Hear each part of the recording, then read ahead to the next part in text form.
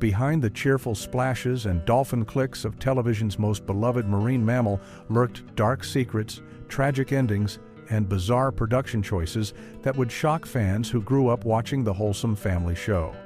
From suicide claims to Australian bird voices and accidental pool edges caught on camera, the truth about Flipper is far stranger than the adventures portrayed on screen.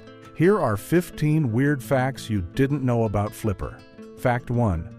Flipper's voice was actually an Australian bird. If you grew up watching Flipper in the 1960s, you probably remember the dolphin's cheerful chattering and clicking sounds that made him seem so intelligent and expressive, almost like he was talking to Sandy and Bud in his own special language. But here's the surprising truth. Those iconic sounds weren't made by a dolphin at all. The production team behind Flipper actually used recordings of a kookaburra, which is a large tree kingfisher bird native to Australia, known for its distinctive call that sounds almost like human laughter. Sound engineers took these kookaburra recordings and sped them up, then doctored and edited them to create what millions of viewers accepted as Flipper's natural voice throughout the show's 3-season run from 1964 to 1967. The decision to use bird sounds instead of actual dolphin vocalizations was purely practical, since real dolphin sounds are often high-pitched, echoey, and difficult to capture clearly with the recording equipment available in the mid-1960s. The kookaburra's call, once manipulated, provided a much more consistent and controllable sound that could be easily matched to the dolphin's mouth movements and timed perfectly with the action on screen. The altered bird calls gave Flipper a personality and expressiveness that real dolphin sounds simply couldn't deliver for television audiences of that era. This creative sound design choice became so successful that generations of viewers never questioned whether they were hearing authentic dolphin communication, and the fabricated voice became just as iconic as the show's famous theme song. The kookaburra trick remained one of Flipper's best-kept production secrets for decades, fooling children and adults alike who believed they were hearing the real sounds of their favorite aquatic star. Fact 2. 5 female dolphins shared the role. When viewers tuned in each week to watch Flipper's adventures, they believed they were seeing the same beloved dolphin in every episode, but the reality behind the scenes was quite different. The role of Flipper was actually performed by 5 different female bottlenose dolphins named Kathy, Susie, Patty, Scotty, and Squirt, with Kathy and Susie handling the majority of the screen time throughout the series. The production team made a very deliberate decision to use only female dolphins for the starring role, and the reasoning was entirely practical rather than having anything to do with training ability or temperament. Male dolphins, by their very nature, are extremely territorial and aggressive toward one another, especially when competing for dominance within their social groups. These frequent altercations and fights leave male dolphins covered in scars, bite marks, and other visible skin damage that accumulates over their lifetimes, creating a patchwork of imperfections across their bodies. For a television show that needed to maintain the illusion of a single, identical dolphin appearing week after week, these scars would have made continuity absolutely impossible, as viewers would immediately notice that Flipper looked dramatically different from one episode to the next. Female dolphins, on the other hand, are far less aggressive with each other and rarely engage in the kind of violent territorial battles that mark up the males, which meant their skin remained smooth and relatively unblemished. This gave the production team the flexibility to swap between the 5 female performers as needed for different scenes or tricks, while maintaining the visual consistency required to convince audiences that Flipper was just one incredibly talented and intelligent dolphin living in the waters of Coral Key Park. Fact 3. A male dolphin did the famous tail walk. One of the most memorable and visually spectacular tricks that Flipper performed throughout the series was the tail walk, where the dolphin would rise vertically out of the water and move forward or backward while balanced on its tail flukes, almost as if it were walking across the surface of the ocean. This signature move became so closely associated with Flipper that it appeared in countless episodes and promotional materials, thrilling audiences with what seemed like an incredible display of the dolphin's intelligence and training. However, there was a significant problem that the production team had to work around. None of the 5 female dolphins who played Flipper could actually master this difficult trick, no matter how much time the trainers spent working with them. The tail walk is an extremely challenging behavior that requires tremendous strength, balance, and coordination, and it simply proved too difficult for Kathy, Susie, Patty, Scotty, and Squirt to learn consistently enough for filming purposes. Rather than abandon one of the show's most iconic stunts, the producers made the practical decision to bring in a male dolphin named Clown, who had already been trained to perform the tail walk with precision and reliability. Whenever the script called for Flipper to execute this particular trick, the production would swap in Clown for those specific shots, carefully filming the scenes so that viewers wouldn't notice the switch between the female performers and their male stunt double. This meant that Clown essentially served as Flipper's specialized stunt performer, handling only the tail walking sequences while the 5 females took care of everything else, creating a collaborative effort that brought the complete character of Flipper to life on screen. Fact 4. The main dolphin allegedly committed suicide. The darkest chapter in Flipper's history came in 1970, 3 years after the show ended its run, when Kathy, the dolphin who had performed in more episodes than any of the other 4 females, died under circumstances that her trainer described as intentional suicide. Rick O'Barry, who had been the head trainer for all 5 dolphins during the show's production, received an urgent call from the Miami Seaquarium supervisor reporting that Kathy was in serious distress, covered in black blisters, and barely moving at the surface of her tank. When O'Barry arrived and jumped into the water with her, Kathy swam over to him and settled into his arms, where he felt her stop moving entirely as a foul white foam formed around her blowhole. What makes this death particularly controversial is O'Barry's firm belief that Kathy deliberately chose to stop breathing, which is possible because dolphins are conscious breathers who must make an active decision to take each breath, unlike humans who breathe automatically. O'Barry has maintained for decades that Kathy's death was not accidental, but rather a conscious act of self-induced suffocation brought on by severe depression from living in captivity, isolated in a small tank with nothing to do after the show ended. He argues that dolphins are highly intelligent, self-aware creatures with brains larger than humans, and that the unnatural conditions of captivity can drive them to such despair that they simply choose not to take their next breath. While the concept of animal suicide remains scientifically debated, O'Barry's account of Kathy's death has become one of the most frequently cited examples in discussions about the ethics of keeping dolphins in captivity for entertainment purposes. Fact 5. The trainer became an anti-captivity activist. Kathy's death in Rick O'Barry's arms became the turning point that transformed him from one of the highest-paid animal trainers in the world into one of the most vocal opponents of dolphin captivity, marking one of the most dramatic career reversals in the history of animal entertainment.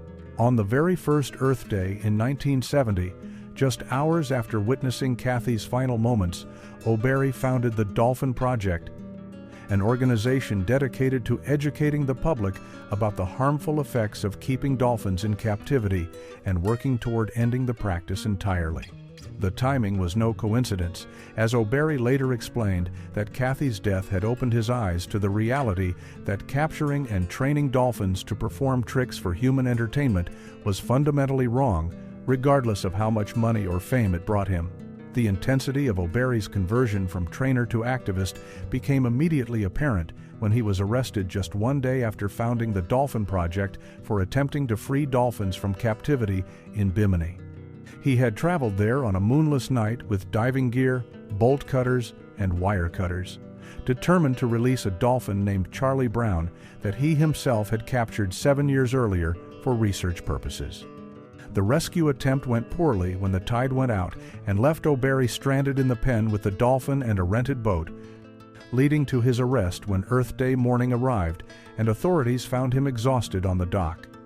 He spent a week in a Bimini jail before being fined $5 and ordered to leave on the next flight out.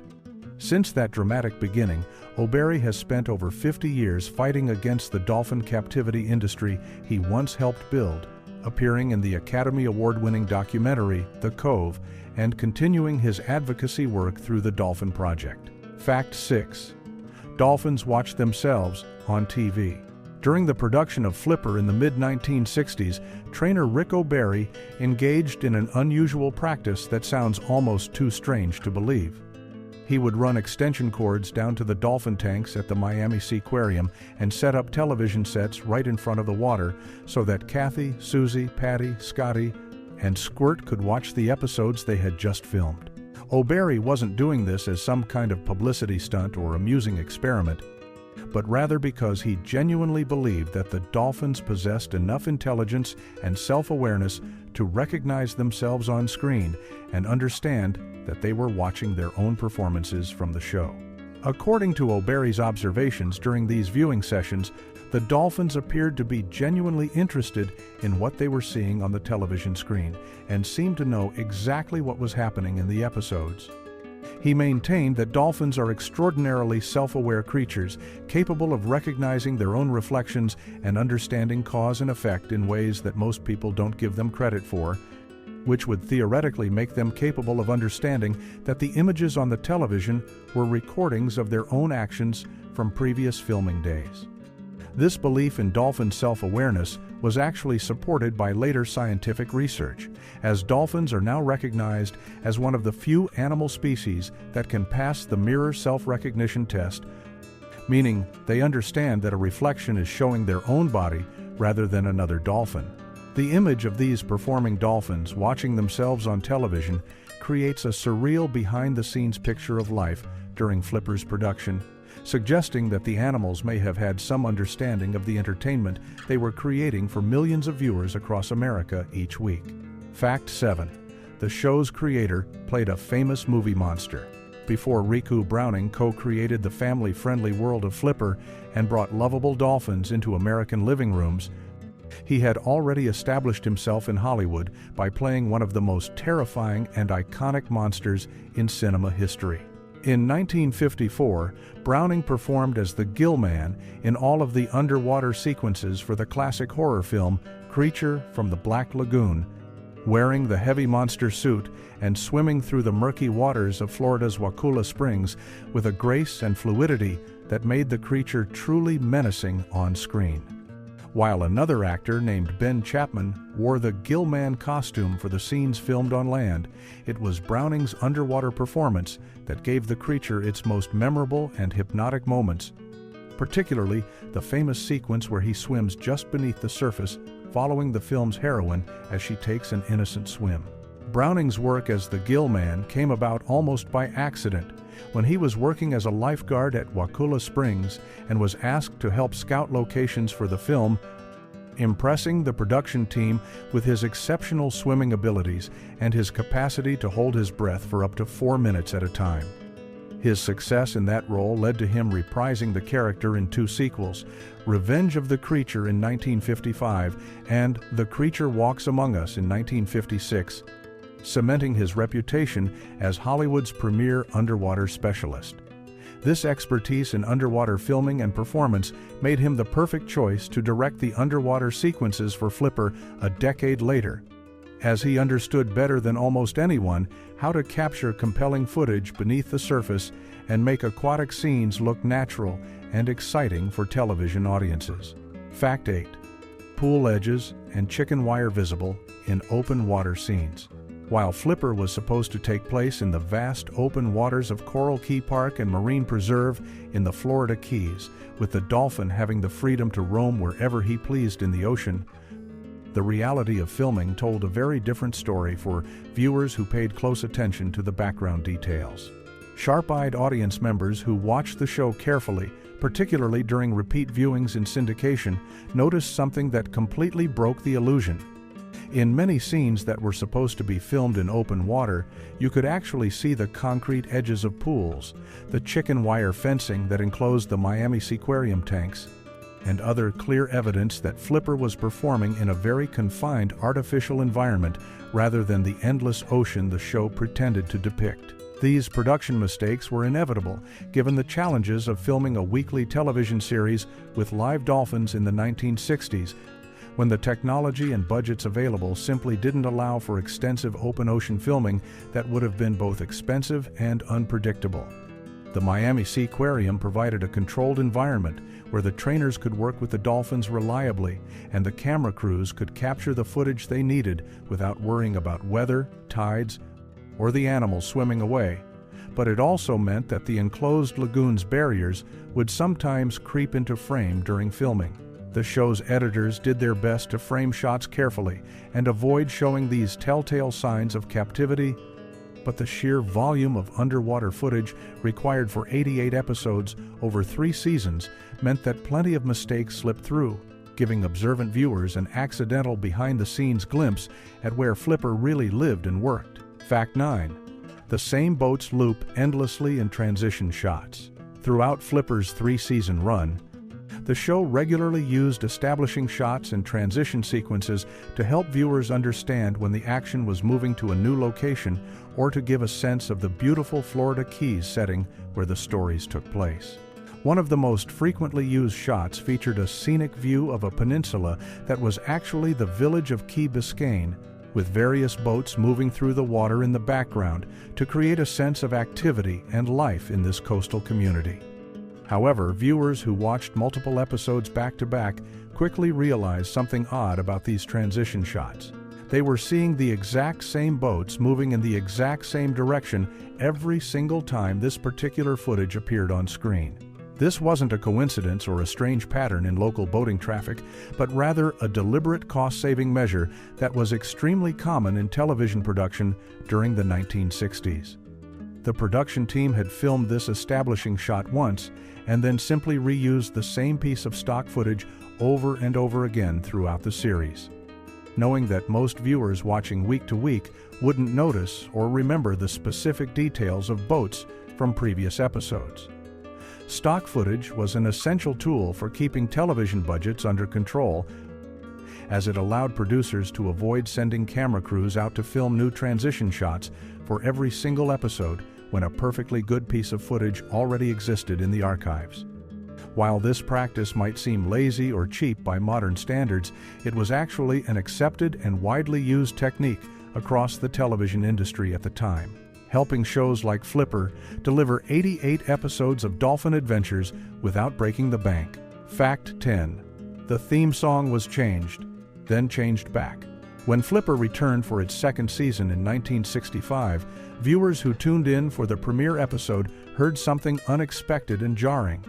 The beloved theme song that had become so closely associated with the show had been completely reworked with new lyrics and a different vocal arrangement performed by singer Frankie Randall. The producers had decided to freshen up the show's opening by giving the theme a more contemporary, lounge-style sound with electric guitars and a smoother vocal delivery that was meant to appeal to the changing tastes of mid-60s television audiences. Randall even sang the closing credits with a distinctive ending that some viewers compared to the style of Disney productions, marking a dramatic departure from the familiar instrumental version that had closed out first-season episodes. The experiment in musical updating turned out to be a spectacular failure, as audiences immediately rejected the new version and made their displeasure known to the network and producers. The altered theme song simply didn't capture the same sense of adventure and aquatic wonder that the original version had established so successfully during the show's first season, and fans found the change unnecessary and unwelcome. After just 5 episodes of viewer complaints and poor reception, the producers admitted defeat and quietly restored the original theme song for episode 6 and all subsequent episodes for the rest of the series' run. This quick reversal demonstrated how attached audiences had become to even the smallest details of the Flipper experience, and how risky it could be to tamper with elements that viewers considered essential to the show's identity and charm. Fact 11. The theme melody was actually a French love song. The catchy and upbeat melody that introduced every episode of Flipper and became one of the most recognizable television theme songs of the 1960s had a surprisingly romantic backstory that most American viewers never knew about. While the show's credits listed composer Henry Vars as the creator of the theme music, with lyrics written by Dunham, The melody itself was actually far from original and had a completely different life before it ever became associated with a dolphin swimming through the Florida Keys.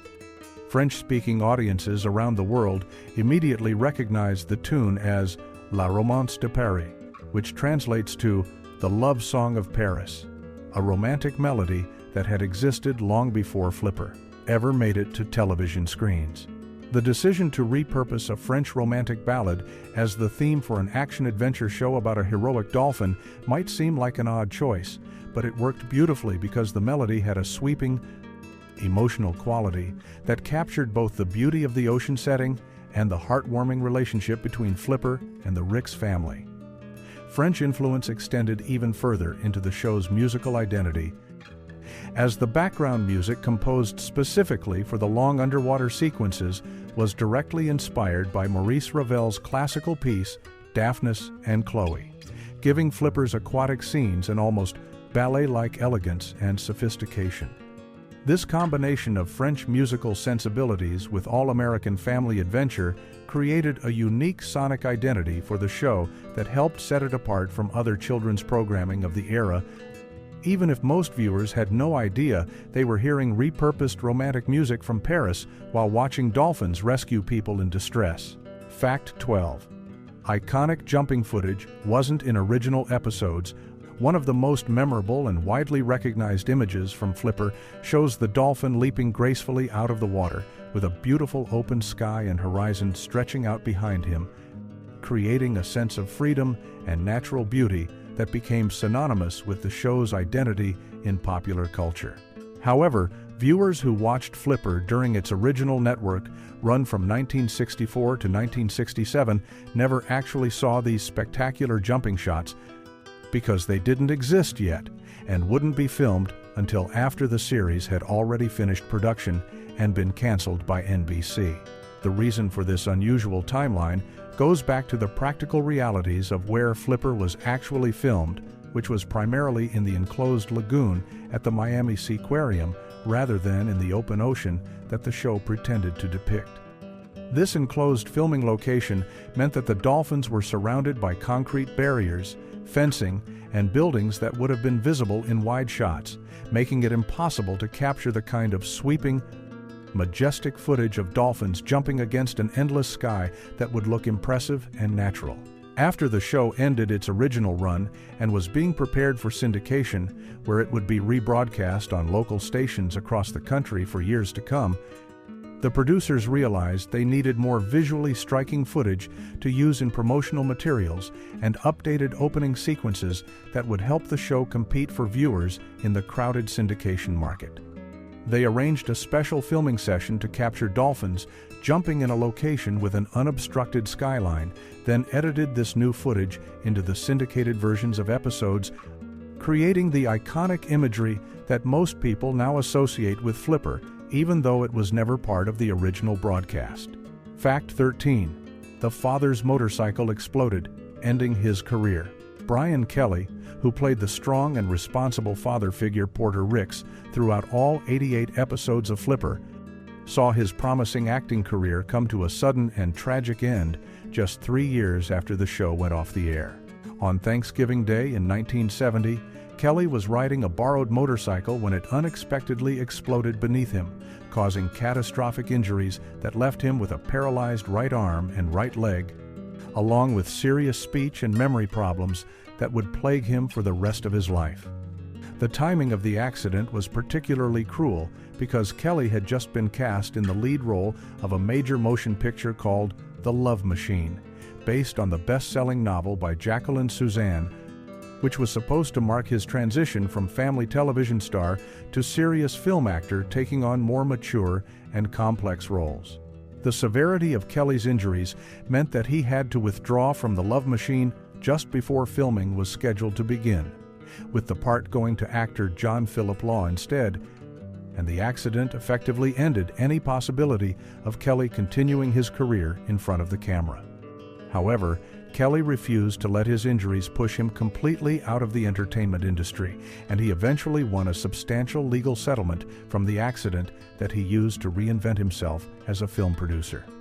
His most notable success in this new phase of his career came when he served as an executive producer on Ridley Scott's groundbreaking 1982 science fiction film Blade Runner, helping to bring the dystopian classic to the screen and proving that his creative talents could still make an impact in Hollywood, even if he could no longer perform as an actor. Fact 14. The set was shared with Gentle Ben, the charming beachside house where Porter Ricks and his two sons lived throughout Flipper's three-season run. Wasn't just the home of one famous television family, but actually served double duty as the residence for an entirely different family on another show. The same structure that viewers saw as the Ricks family home on Flipper was also used as the Wedlow family house on Gentle Ben, another animal-centered family adventure series that aired on CBS from 1967 to 1969, featuring a young boy and his pet bear living in the Florida Everglades. Both shows were created and produced by Ivan Torres, who had established himself as the master of family-friendly animal programming and ran his production operations out of the Miami Seaquarium and the nearby Ivan Torres Studios in North Miami. This kind of set sharing was an extremely practical and cost-effective approach for a producer like Torres, who was juggling multiple shows with similar themes and settings, allowing him to maximize the value of his standing sets and filming locations by reusing them across different productions. The Miami Seaquarium provided an ideal base of operations for both series, as it offered access to trained marine animals for Flipper while also providing the rustic, waterfront Florida atmosphere that worked perfectly for Gentle Ben's Everglades setting. For viewers who watched both shows, spotting the exact same house in two different series might have been a jarring moment that broke the illusion of these being two separate worlds. But for most audiences who only followed one show or the other, the recycled set went completely unnoticed and simply served as a comfortable and familiar home base for the family adventures that unfolded each week. Fact 15. Luke Halpin did his own shark wrestling. Luke Halpin, who played the teenage son Sandy Ricks throughout Flipper's entire run, he wasn't just an actor reading lines and hitting his marks. He was also an incredibly skilled and fearless performer who handled nearly all of his own stunt work throughout the show's 88 episodes. Halpin had become an expert diver during the filming of the two Flipper movies that preceded the television series, developing such advanced underwater skills that the producers felt completely comfortable putting him in genuinely dangerous situations that would normally require trained stunt professionals. The most shocking example of Halpin's willingness to perform his own stunts came during the second season episode titled Shark Hunt, where the script called for Sandy to physically wrestle several large, nasty sharks that had been caught on hooks and bring them to the surface, a task that Halpin performed himself without any hesitation despite the obvious risks involved. Throughout the show's three-season production, there were only two instances where the danger level was deemed too extreme even for Halpin's impressive abilities, requiring the use of a stunt double for his safety. The first exception occurred in the first season episode 300 Feet Below, which required a 20-foot dive from a helicopter into the ocean, and the second was in the third season episode Firing Line 2, where the character had to dodge stunt explosives that were designed to look like naval guns firing at a small boat. Interestingly, both of these particularly hazardous stunts were performed by dolphin trainer Rick O'Barry himself, who stepped in as Halpin's double and added stunt work to his already extensive list of contributions to the show's production.